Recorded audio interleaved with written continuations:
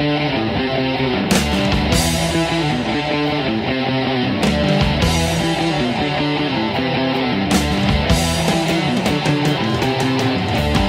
ahoj, tak vítám vás u prvního gameplaye.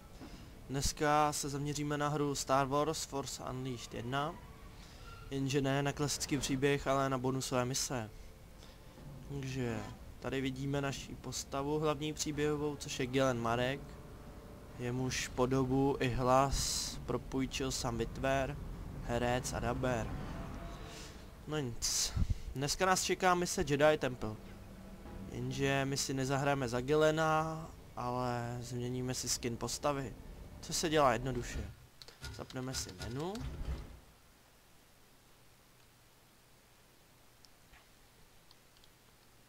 A vybereme si z nabídky skinů. Jak vidíte, máte tady spoustu skinů. Jango Fetta, C3PO a podobně. Ale já jakožto zastánce temné strany si vyberu někoho ze sithské poloviny.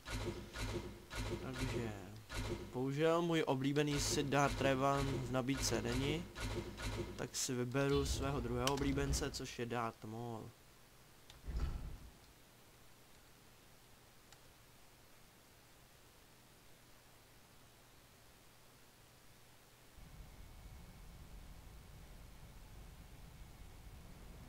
Tak jo. Jak vidíte, Galena Mareka nahradil Darth Maul, alias Ray Park, který stvárnil Maula ve filmu.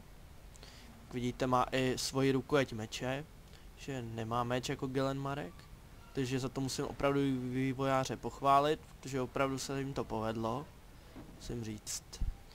Jenže v téhle misi má postava Galena Mareka modrý světelný meč, takže v menu klikneme na lightsaber a vyměníme si barvu. Je tady černá barva, modrá, zelená, oranžová, fialová, červená, žlutá. Od každého krystalu, tady jsou 3, vůbec nechápu proč, co je na tom lepšího. Nevím. Takže vybereme si červený a můžeme jít do hraní. Tak jo, jdeme na to. Už tady máme uvítací výbor Stormtrooperů. Tady to tady trošku musí vylidnit. Co říct ke hře? Jak koukáte, tak tady máte klasický útoky světelným mečem, pak máte nějaká komba v podání světelného meče.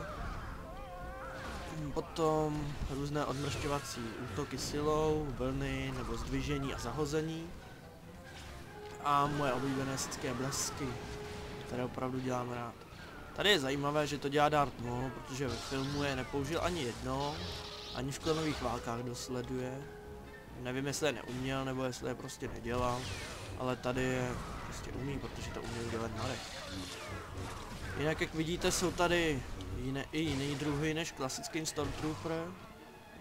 Jsou tady Stormtroopři, co se umí neviditelnit, Stormtroopři, co umí lítat, nebo co použije plameny a mají štíty, které jsou imunní vůči sithským bleskům a podobně. Tihle lítaví Stormtroopři jsou vážně otravní. To je jedna z kreatur, který opravdu nemám rád. A tady mi přichází druhá kreatura, kterou nemám rád, to už ani nevím, jak se jmenuje, tohle velký kovový. Ale je to prostě voják, na kterýho je nejlépe útočit z dálky. Protože a jelikož je strašně odolný a silný, tak je úplná blbost k němu chodit zblízka. Nejlepší je ho sejmout hezky z dálky. No, takže. Jak vidíte, hra má úplně úžasnou grafiku na to, že už je trošku starší. Musím říct, že tahle grafárna se mi líbí víc než ta, co má dvojka, ale na to se mrkneme příště, takže pak můžete sami posoudit. Zvedneme meče Jedi. Tyhle srandičky tady jsou často, že musíte něco zvedat, abyste někam prošli, nebo tak. Protože jestli to neuděláte, tak prostě se dál nedostanete.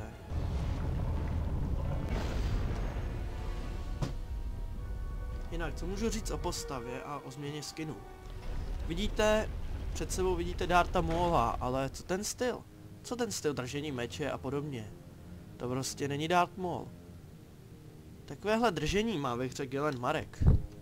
I když si vyměníte skin, tak pořád to bude Galen Marek. Jenom vypadá třeba jak Darth Maul nebo Obi-Wan Kenobi, ale pořád je v něm něco z Galena Mareka, ať dubbing nebo bojové pohyby. Prostě měníte jenom skin, ne postavu. Jinak, abych řekl něco o hře. Musím říct, že je to jedna z mála her, který mě opravdu baví. Jsem Force Unleashed dohrál asi 6x, 7x. A musím říct, že mě to vždycky něčím překvapilo. Třeba jsem objevil kombíčka, která jsem neuměl, nebo objevil jsem zase věci, které jsem dřív neobjevil a takhle. Ale prostě musím říct, že tahle hra mě zabavila na dost dlouho. Dokázal jsem u toho sedět třeba non-stop celý den. Teď už u žádné hry takhle dlouho nevydržím. Jinak, musím říct, že občas tady jsou lagy, ale ty se dají přežít. Občas se vám třeba neotevřou dveře a musíte hru celou hrát od znova. To se mi už taky párkrát stalo, prostě, že jsem došel level a pak jsem nemohl postupovat, takže jsem musel non-stop od začátku. Pak taky, co ještě můžu vytknout, je třeba, že občas narazíte opravdu na silného nepřítele, že jako občas se divíte, že to jde porazit, protože do toho sekáte půl hodiny a nic se neděje. To mě občas taky dokáže rozčílit. Nebo co mě tady trošku štve v téhle misi je, že tyhle lítající stormtroopři, když se jich prostě zbavíte, jak vám přiletí další. Mě opravdu dost nebaví a tady ho zabíjet. No nic, vykašlem se na ně a jdeme dál. Jak vidíte, musím říct, že prostě jedajský chrám je fakt podobný filmovým. Takže to se mi taky líbí. Ale co se mi nelíbí je ten počet vojáků, který tady jsou. Docela se pobavíte, ty, kterým jde ve hrách jenom o zabíjení, opravdu tady se pobaví. Tady je vojáků, jak... No, jak to říct slušně. Je jich tu mnoho. Ano, vidíte, že grafika je opravdu povedená, protože jsem tady zničil zeď a ono to vážně se rozpadlo. Ne jako třeba v některých hrách, kde třeba napálíte do zdi a máte auto na kusy, ale prostě zeď je furt v celku. Tady již seknete do zdi, takže tady ten sek vážně objeví. Jinak manipulování s vojáky ve vzduchu je neomezené. Můžete tady s nima házet po celé místnosti a úplně je rozšvihat. Jenom co mě trošku mrzí je, že to není krvavý, protože já mám rád hry, kde stříká krev, protože to je talent. Objevy nepřátelé, abychom mohli pokračovat. No totiž tady budeme ještě dlouho. No další věcička, co se mi tady líbí, je, že můžete nejen házet předměty pomocí síly, ale můžete si je i vylepšovat.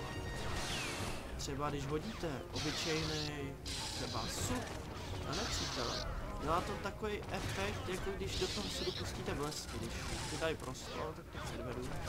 Učíme si tady krabici, zapálíte do blesk, ale nechávají ležet. Vidíte. Kdyby ho trefila normální krabice, možná by ho ani nezabila, ale když posílíte krabici blesky, je to mnohem ničivější. Teď jsem to hodil blbě. A já to mezi tím udělal. Že se mi vede celkem dobře.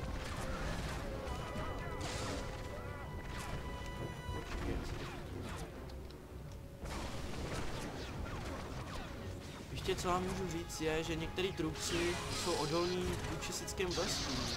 Že mají nějaký štít kolem sebe, takže vy jim prostě blesky neublížíte, musíte do nich jít manuálně. Což je občas otrava, protože oni mají docela silný brnění.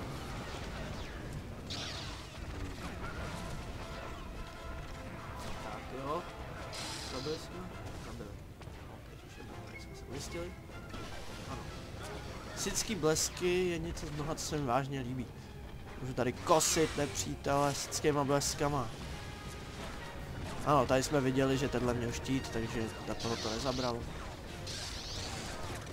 I kdyby občas přijde, že inteligence některých vojáků je opravdu na bodu mrazu. Že vidíte, oni stojí a střílej. Někteří teda občas ty lítající třeba lítají kolem vás a furt vás otravujou. Ale někteří prostě stojí, vidějí, že jdete a oni prostě stojí a střílejí.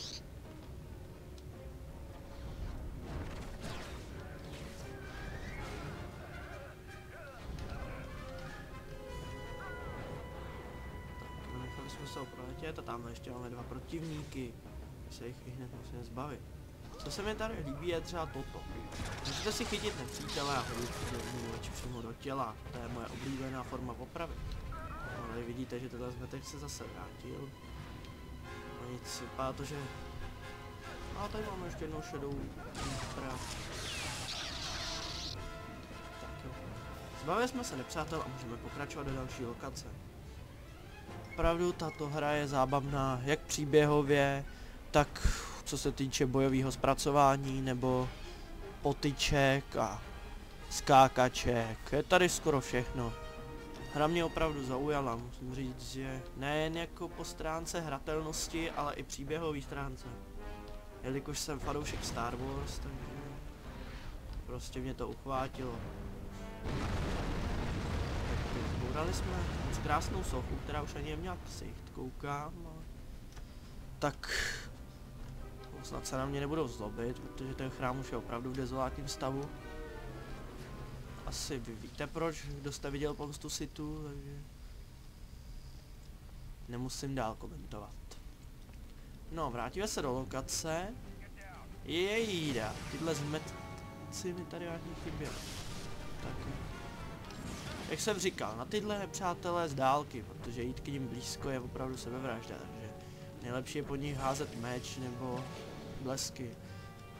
Občas můžete třeba jim odrazit střelu, jakože přímo na ně, jenže není to tak jistý a musíte prostě mít na to čich, odrazili střelu včas. Tak teď se mi povedlo po něm hodit tuhle kouli, která symbolizuje planetu nebo co. A jak je vidět, ubralo jim to celkem dost. Ale ještě žiješ, co? Teď a je to. Tak jo. Jsme další level. On je tady odstřelovač.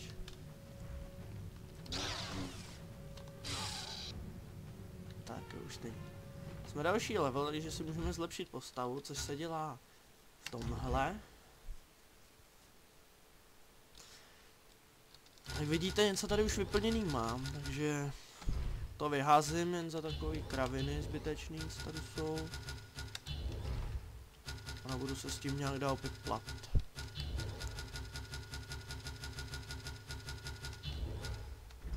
Tak jo, můžeme pokračovat.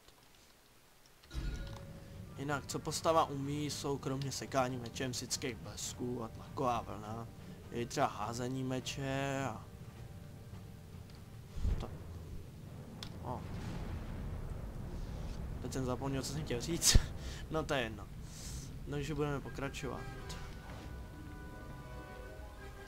Vracíme se zpátky na chodbu. Projdeme tady tím vestibulem, jak to nazval to. Přejdeme do další místnosti.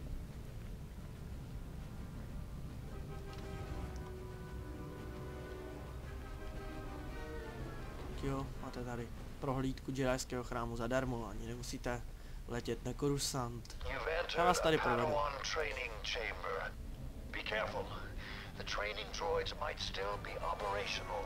Takže teď budeme bojovat s trénovacíma droidama. Si zase užijeme nějakou bitku.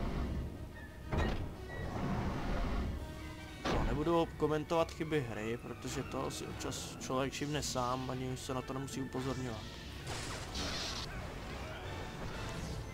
A jinak téhle hře nemůžu toho moc vytknout. Jediné, co bych tak vytknul, je, že v jedné misi je strašně silný hlavní boss. V každé misi máte vlastně nějakého hlavního protivníka, který vám stěžuje vlastně ukončení. To znamená, že třeba se utkáte, dejme tomu, dám příklad, jo, nebudu vám spoilovat, ale dejme tomu, že doděláte misi a na konci by na vás, dejme tomu, čekal třeba Qui-Gon Jinn. Proč mě napadlo zrovna Qui-Gon, no, asi jak hraju za toho Mola. No a prostě ty bossové jsou level od levelu těžší. Teda říká se to, mě teda už přišel asi ve 3. levelu, tuším. Tak už mi přišel protivník dost silný, opravdu jsem se s ním piplal velmi dlouho, nemohl jsem ho vůbec porazit. Nebudu vám říkat, kdo to je, abych vám to nevykecal. Zahrajte si hru a zjistíte to. Padáme, když dělám reklamu, tak no neřešíme, bojujeme. Jak je vidět, droidi popadali sami od sebe. Máme o starost míň a můžeme pokračovat v našem dobrodružství.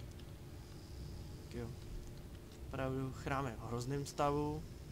Máme tady trochu uklidit, když věděli, že přijdu. A opět tady máme zase moje oblíbený lítající trupy. Tady mě nemusí obtěžujou. Si jim hodíte vozeť a on je tady za chvíli zase. Takže to je fakt otravná jednotka. Zabiješ, ona se vrátí. To je jak pojišťováci. No nic. Takže jdeme zpátky a pokračujeme. Teď by měla být cesta volná, teda pokud to nějak neskazíme a přeskočíme to. Jinak tohle jsem přesně ještě neodhalil, k čemu je, ale má to nějak vylepšovat talenty. Říkám, zatím jsem fakt nepřišel, co to má přesně být. A máme tady další společnost. Tak pojď, myslím, že skončili. Tak pokračujeme. Jinak vrátím se k tomu, jak jsem mluvil o těch bossích. Každý boss je dobrý v něčem jiném. Někteří jsou dobrý v síle, někteří jsou dobří v boji na blízko a podobně. A musím říct, že dají se porazit, i když to vypadá, že jsou prostě přesílený, porazit se dá vždycky. Jinak, co jsem vám zapomněl říct, jsou takzvané přebíječky, které ve hře jsou často. Přebíječky se dělají hlavně, když třeba s někým srazíte útok, třeba do někoho pálíte z blesky a on se snaží odrazit. Nebo když šermujete a teď se vaše meče srazí, tak taky je musíte odrazit. Třeba rychlým klikáním nebo mačkáním různých kláves. Tak, teď se nám ukáže příběhová část, takže se trošku zkulturníme, co se týče děje Force Unleashed. Opakuji, tahle mise je bonusová, tohle není vůbec mise v dějové linii, takže to nějak nesouvisí s tím, že bych vám chtěl spoilovat.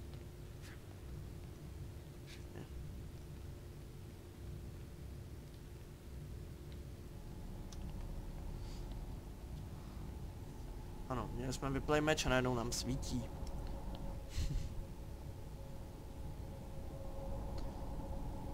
V téhle době už má být Darth Maul mrtvé.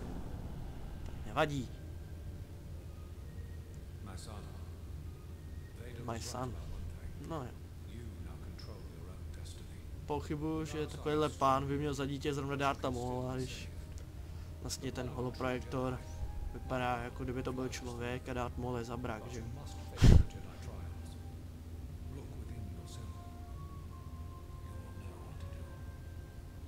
No i když podoba by v tom možná byla. Ano. Teď si vyzkoušíme, jaký by to bylo skládat jedajské zkoušky.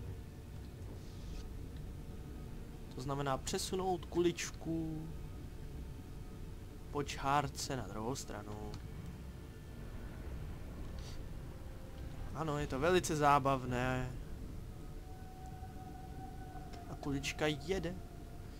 No jo. Ono se to může zdát jako úplně primitivní, ale je to docela záhul. Tou myší to nepřejet, ale říkám, jsou i lepší hráči, než jsem já, který by to možná projeli rychleji, a nemuseli se s ním tak poplat jako já. Tak pokračujeme dál. No, borně, elegantně jsme projeli pruh. Tak jo. To skoro bude. Doufáme, že ta plošina pod náma udrží, protože se může občas stát, že vám to prdne pod nohama a vy slítnete dolů. Nevím, jestli v téhle části, nebo až v té další, co bude následovat, ale... No, vidíte sami. Tak jo, už jsem to jednou zkazil, to musím dát. To já nevidím to.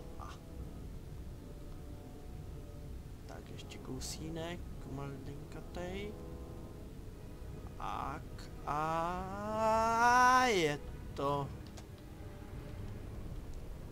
Tak jo, následuje druhý úsek, což je úsek takzvaný strašně otravný, protože tady musíte skákat přes tyhle plošiny dementní, který si musíte pak i dokonce takhle vyto, abyste přes to mohli vůbec přeskočit.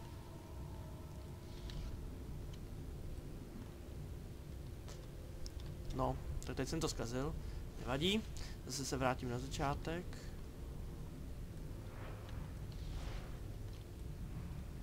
Tak jo.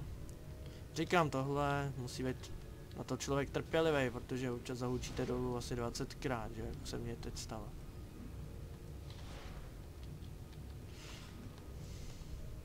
No jo. Takže několikrát jsme se proletěli.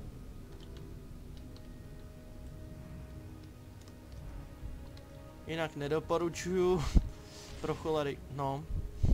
Tenhle úsek vážně nedoporučuju pro choleriky.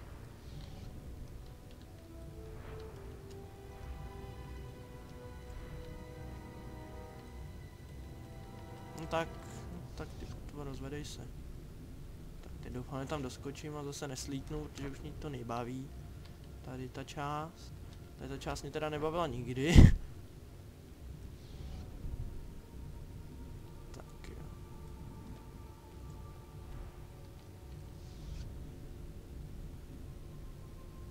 Pak se tam to zmutní tady. A už se pomalu blížíme k finiši.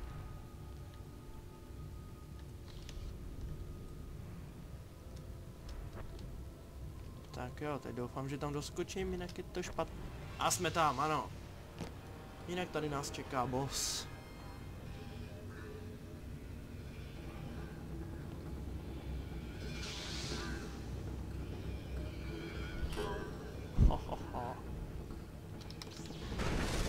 Ano, tady je jedna z klasických přebíječek. To je celkem jednoduché. Další přebíječka. Darth Maul jako nejlepší sický šermíř by neměl mít žádný problém porazit nějakýho protivníka.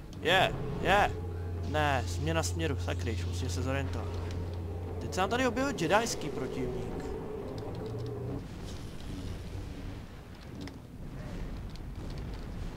Spadni.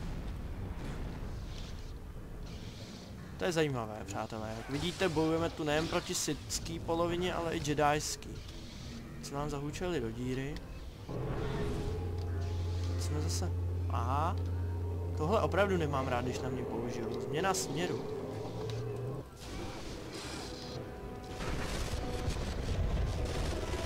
Vlastně je, že úplně vám pomate smysly, takže místo abyste běželi třeba doleva, běžíte nahoru a...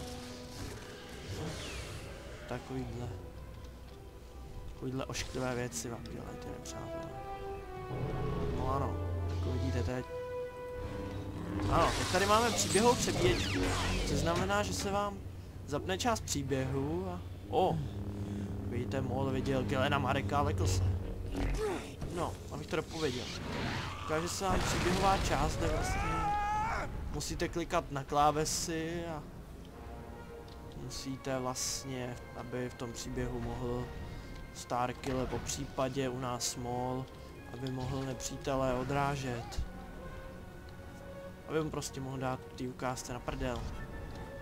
Děkujem za ten výraz. Doufám, že se na to nebudou koukat děti, protože můj slovník opravdu je pod mrazu.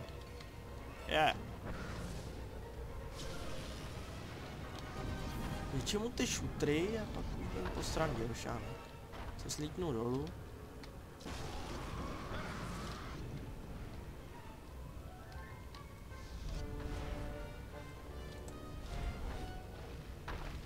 Tak. Si jsme ho rozlobili trošičku. A padáme dolů na další plošinu. Tady už ho nakopeme.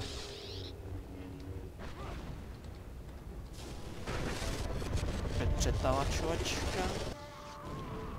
Ani neporazíš, baby.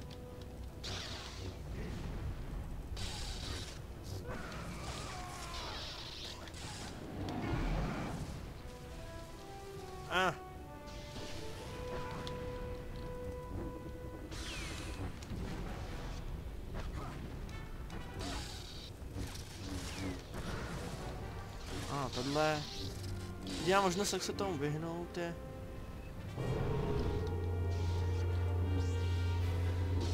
vidíte, zatím jsme se zorientovali a odrážíme nepřítelův útok.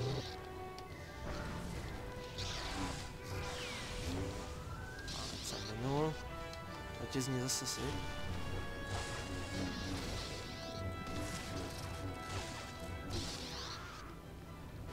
Dobře jsme ho odrazili a ještě jsme neskončili.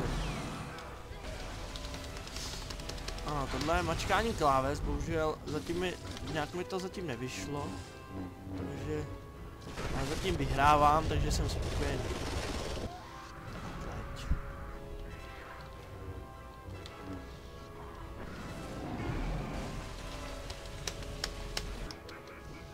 Tak mi to nevyšlo. Jsme stihli zareagovat včas.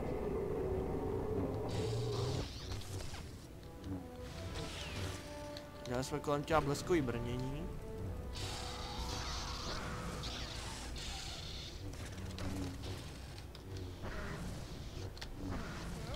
A on mě zahodil.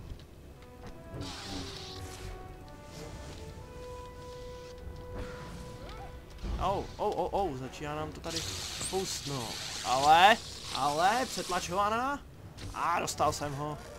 Tak teď ho jenom musím dorazit, hošánka, kde pak seš, přítelíčku. A máme tu poslední.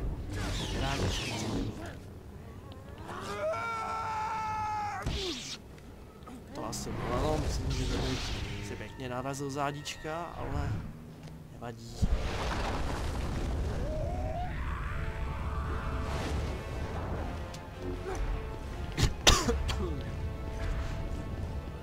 Dobře to udělal.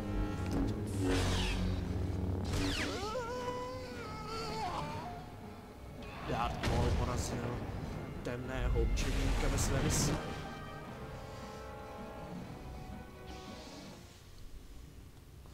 A nakonec zjistíme, že se mu to celé jenom zdálo.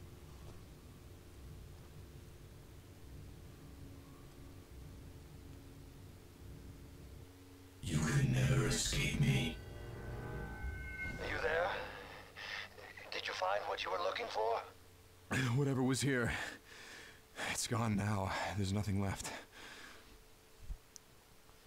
Tak jo, tak jsme dohráli bonusovou misi Star Wars Force Unleashed. Doufám, že se vám gameplay líbil a těším se na další. Ahoj.